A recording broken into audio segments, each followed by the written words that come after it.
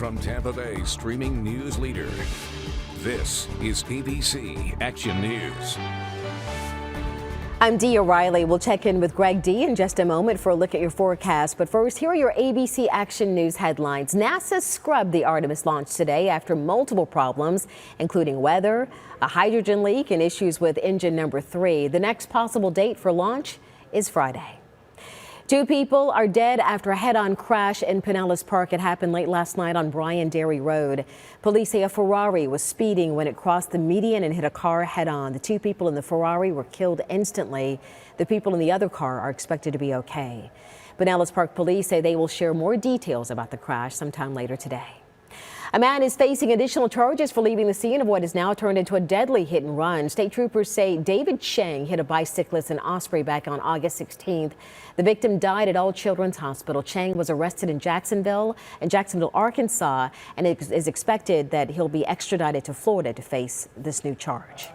We're learning more about a deputy-involved shooting that ended with 1 man dead. The Sarasota County Sheriff's Office says a woman called 911 a little after 9 o'clock Sunday morning, saying that she woke up to a man pointing a gun at her. When deputies arrived, they say the man invited them into the house, and when they went inside, they say it looked like he was reaching for a gun, and that's when 2 of the deputies fired, killing him. The woman who called 911 made it out of the house safely. This is the second deadly domestic violence shooting involving Sarasota Sheriff's deputies in 10 days. We do want to remind you, if you're in an abusive relationship, you can call or text the 24-hour crisis hotline at 813-247-SAFE. You can find more helpful resources on our website. Just go to abcactionnews.com/DV. We're making calls. We're trying to find out more about a deadly shooting that happened in Lake Wales where a man died. Police tell us they were called to the Grove Manor Apartments before 2 o'clock Sunday afternoon. We don't know why they were called or even what led up to the shooting at this point. Those details have not been released, but we were told that 2 other men who were shot are expected to survive. As soon as we get more information, we'll pass it on to you.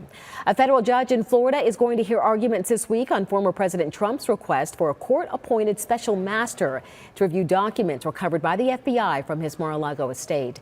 Some of the federal documents recovered were labeled top secret, one of the highest levels of classification.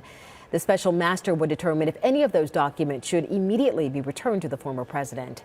The judge will hear arguments on this request on Thursday. Gas prices continue to fall. AAA reports the average price for a gallon of regular is $3.85, down 5 cents from last week. A month ago, we were paying an average of $4.28 a gallon. Here in Florida, we're paying $3.61. Prices have been falling every week since peaking at more than $5 a gallon. The average price per gallon a year ago was $3.15. Greg D, every little bit helps. Yeah, that really has been a big difference. Those prices dropping over the last several weeks, and noticeable every time you fill up. Temperatures out there in the 80s today, may not even make it to 91. We certainly like falling temperatures too, especially this time of year. And that's mainly because of lots of cloud cover overhead, partly to mostly cloudy skies today, and a decent shot of rain. Even if the rain doesn't pop up over your house, you'll likely get some clouds from surrounding showers, and that should keep temperatures more comfortable. Could see a pop-up at any time. Best chance, though, in Tampa is before 5 o'clock this evening, and then the rain should move to the east. I think morning showers are likely for the next several days. Take a look at your 7-day forecast. It's in the weather section of the ABC Action News app. Do you? All right, thank you, Greg. You can now get news 24 hours a day on ABC Action News Plus. Just download the ABC Action News app on Roku, Amazon Fire TV, Android TV, and Apple TV.